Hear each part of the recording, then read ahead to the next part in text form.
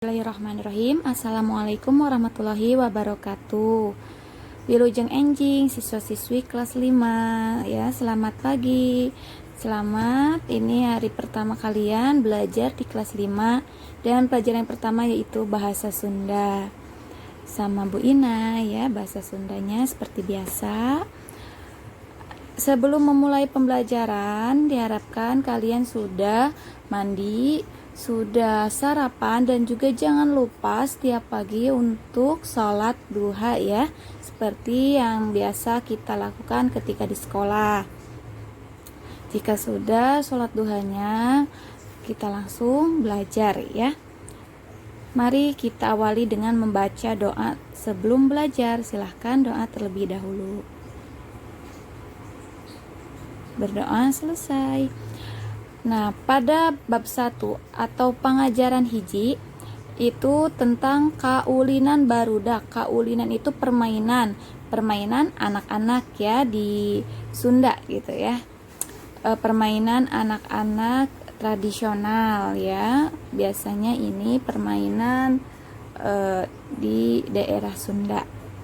Tujuannya yang pertama, nanti hari ini kita akan belajar maca teks deskripsi ngeunaan kaulinan barudak. Jadi belajar membaca teks deskripsi ya tentang kaulinan barudak.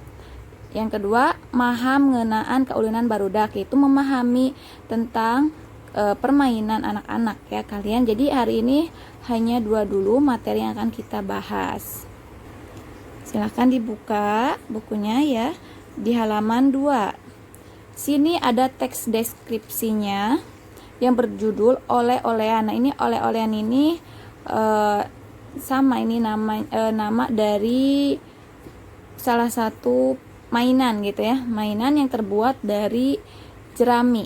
Nah, di sini Ibu tidak akan menyuruh kalian untuk memvideokan ataupun merekam kalian ketika membaca, tapi Ibu harapkan kalian berlatih membaca teks bahasa Sunda ya di sini sampai halaman 4 ya. Silakan, ini untuk latihan saja, latihan membaca supaya lebih lancar ya.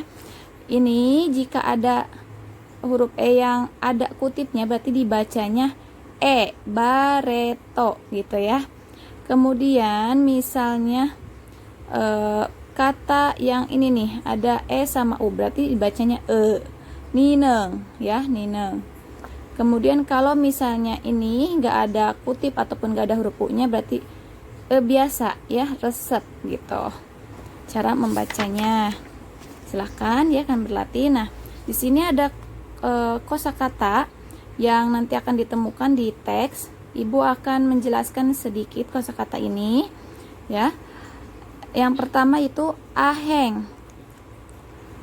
Aheng itu artinya aneh ya, aneh. Seperti di Indonesia juga sama, bahasa Indonesianya itu aneh. Kemudian ajen itu nilai. Buku jarami yaitu ruas jarami atau ruas jerami ya, helaian jerami. Curug itu telunjuk ya kalau di bahasa Indonesianya. Dirikeskeun, diringsekkeun yaitu dikusutkan. Etem sabangsa peso, jadi salah satu jenis pisau. Jarami itu jerami. Kalindi itu kaganti, itu terganti. Lantas itu panjang ruasna, jadi menyebutkan panjang.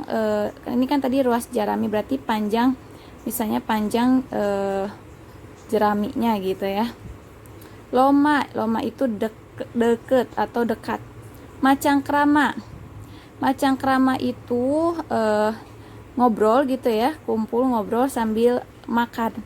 Ada istilah lainnya papahare ya, makan bersama gitu sambil ngobrol, sambil kumpul gitu bersama teman-teman. Mibanda itu miboga atau memiliki. Nineng itu waas. Nineng itu waas itu kayak sedih ketika melihat sesuatu tapi kayak khawatir gitu. Kemudian punah itu hilang gitu ya, punah. Remek itu renghat loba tapi can beulah. Jadi remek itu dia belah tapi nggak sampai belah banget gitu, kayak kalau misalnya ada mangga yang jatuh, nah kayak retak gitu remek itu ya. Saung ranggon itu saung nu di luhur pisan kolongna atawa saung nu aya di luhur tangkal kai paranti ngintip satu boroan. Itu saung ranggon itu rumah kayu, jadi untuk mengintip hewan yang akan diburu gitu ya. Itu saung ranggon itu jadi rumah pohon. Usum itu musim ya. Nah itu untuk kosakatanya. Kemudian selanjutnya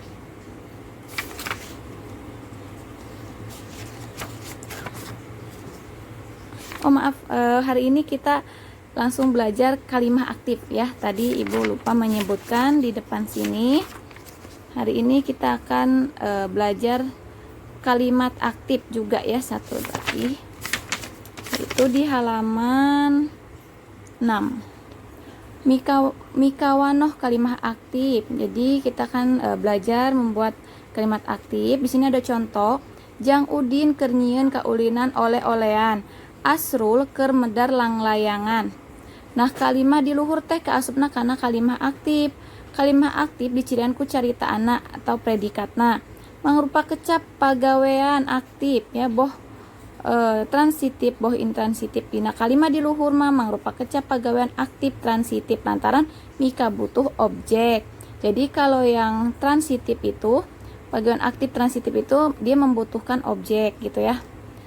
Cirinya yaitu dikasih rarangken depan n. Sebab umumnya rarangken n mibanda atau memiliki fungsi membangun kecap pagawean aktif ya. Nah ini seperti ini, nyieun kaulinan oleh-olehan. Jadi Jang Udin keur nyieun kaulinan oleh-olehan. Jadi di sini menyebutkan bahwa subjeknya Udin ya sedang membuat permainan oleh-olehan. Nah, itu kalimah aktifnya. Atau misalnya ibu sedang memasak sayur di dapur. Nah, itu berarti kalimah aktif karena ibu sedang membuat sesuatu gitu. Jadi sedang melakukan pekerjaan. Contoh lainnya yang pertama, Anggara keur ngagambar pemandangan. Nah, berarti Anggara sedang menggambar pemandangan. Berarti sedang melakukan kegiatan ya. Yang kedua, Lina nge-SMS ke babaturana nu aya di Bogor. Lina nge-SMS ke temannya yang ada di Bogor. Nah, kemudian Sinta keur ngawih lagu Sunda. Sinta sedang menyanyikan lagu Sunda. 4. Santi membeli buku kumpulan cerita pondok di Palasari. Santi membeli buku kumpulan cerita pendek di Palasari. 5. Sonya ngala jambu di kebun. Sonya mengambil jambu di kebun ya. Nah itu berarti ini dari kalimat-kalimat ini sudah jelas bahwa di sini subjeknya itu sedang melakukan sesuatu ya, aktif. Nah sebaliknya kalau misalnya pasif, jadi misalnya nih kalimat aktif dulu ya, barudak di sawah keur nyieun oleh-olehan. Berarti kan anak-anak di sawah sedang membuat oleh-olehan. Nah ini kan aktif, aktifnya karena subjeknya anak-anak itu di sawah, keterangan tempatnya ya, sedang membuat, nyieun itu membuat, sedang membuat oleh-olehan. Nah sebaliknya kalau misalnya menjadi kalimah pasif itu dibalik. Dibaliknya apa? Ini objeknya dulu di depan ya. Oleh-olehan di sawah keur dijieun ku barudak. Jadi di sini si objeknya di depan, kebalikannya. Jadi oleh-olehan di sawah sedang dibuat oleh anak-anak. Jadi kalau misalnya objeknya yang di depan kan berarti bukan objek yang sedang melakukannya. Tidak melakukan apa-apa kalau objek, hanya dikasih keterangan bahwa si oleh-olehannya ini sedang dibuat gitu ya. Nah, yang membuatnya siapa? Yaitu barudak. Jadi kalau barudak yang di depannya atau subjek yang di depan berarti itu kalimat aktif. Tapi kalau misalnya subjeknya di belakang dan objeknya di depan, maka itu kalimah pasif ya. Yang kedua, Jatmika nyentang kaleci. Jatmika ini ya, gini, ini nyentang itu. Kaleci itu kelereng. Nah, kebalikannya kaleci dicentang ku Jatmika. Misalnya ini yang ini ya. Sonya ngala jambu di kebon. Nah, ini kan aktif karena Sonya yang sedang melakukan. Nah, kebalikannya kalau misalnya objeknya ditaruh di depan, berarti jambu di kebon, bukan sonya ngala, tapi jambu di kebon yang ngala ini berubah menjadi di ala ku sonya gitu. Itu kebalikannya ya, menjadi kalimah pasif.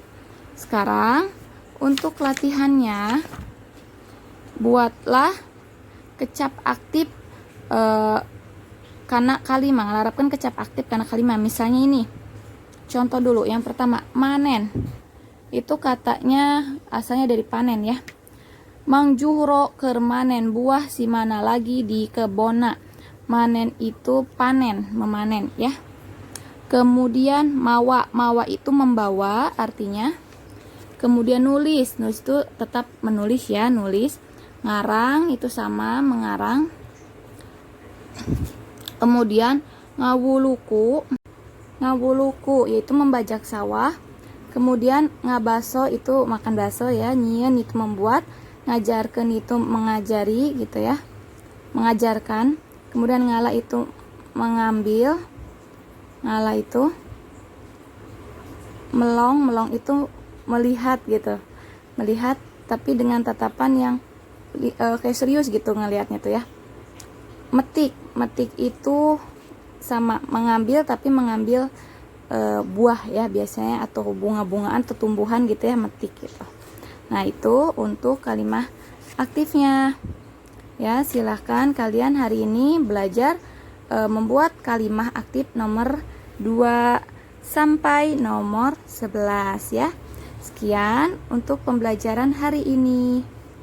Ya, kurang lebihnya Ibu mohon maaf. Dan satu lagi, ini untuk penjelasan kaulinan ya, sebentar. Nanti hanya sekilas Ibu menjelaskan saja. Tidak ada tugas untuk kaulinan ini, hanya menjelaskan saja ya, Ibu tambahkan. Nah, ini yang pertama itu anjang-anjangan.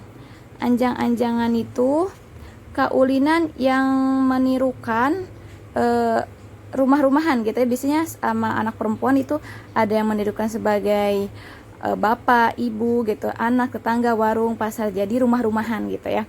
Kemudian yang kedua, bebentengan. Jadi bebentengan itu permainan yang saling menjaga gitu ya, saling menjaga, membuat benteng. Kemudian kalau mau yang jadi kucing itu harus dikenakan gitu, harus ditepuk gitu. Kemudian backland, backland itu main bekel ya. Boy-boyan itu permainan yang melemparkan pakai bola tenis. Bola tenis yang dilempar. Nah, kalau yang kena itu jadi kucingnya gitu. Kemudian congkak, congkak itu congklak ya. Kemudian cacang burangnya yaitu permainan di dalam rumah sambil menyanyi. Yang jadi kucing itu menunduk. Kemudian yang lainnya biasanya pakai batu kecil. Terus saling dipindah-pindahkan sambil bernyanyi, nanti ditebak yang ada di mana gitu, batunya dipegang oleh siapa. Kemudian dam-daman, dam-daman itu pakai batu seperti catur, pakai strategi gitu. Kemudian saling jangan sampai habis seperti catur aja gitu, cuman pakai batu. Kemudian endog-endogan, endog-endogan itu saling mengepal, kemudian saling tinggi-tinggi sambil dinyanyikan endog-endogan. Nah gitu, yang dari bawah naik ke atas gitu, pokoknya sampai tinggi gitu. Kemudian empet-empetan itu mainan yang biasanya di sawah, bikin trompet dari jerami. Yang ke-10, encrak. Encrak itu biasanya permainan yang memakai biji-bijian. 11, engkle. Engkle itu seperti tapak gunung ya. Galah asin. Galah asin itu permainan yang menggunakan lingkaran atau batas. Jadi nanti pindah-pindah gitu, lompat ke batas satu ke batas yang lainnya, atau lingkaran satu lingkaran lainnya. Dan jangan sampai kena gitu, kena tepuk. Nanti kalau kena nanti kucing, jadi kucing. Kemudian yang ke-13, gatrik. Nah, gatrik ini permainan yang memakai bambu yang sudah di bambu yang kecil yang sudah digeprek ngejepretkan gitu. Nah, nantinya habis itu dijepret-jepretkan gitu ya ke tanah. Kemudian gugunungan. Gugunungan itu permainan yang tinggi, yang siapa yang paling tinggi gunungannya itu terbuat dari tanah. Kemudian ore-orayan yaitu permainan ular-ularan, saling memegang pundak ya, saling memegang pundak kemudian maju gitu, ular-ularan gitu, biasa sambil nyanyi gitu sampai panjang gitu sama teman-temannya. Nah gitu, itu untuk permainan. Sekilas ya penjelasan dari Ibu, mohon maaf apabila ada yang kurang tepat penjelasannya ya, atau kurang jelas. Sekian untuk materi bahasa Sunda hari ini, semoga dapat dipahami. Untuk tugas bahasa Sundanya membuat kalimah ya yang ini. Sekian dari Ibu, mohon maaf. Terima kasih. Wassalamualaikum warahmatullahi wabarakatuh.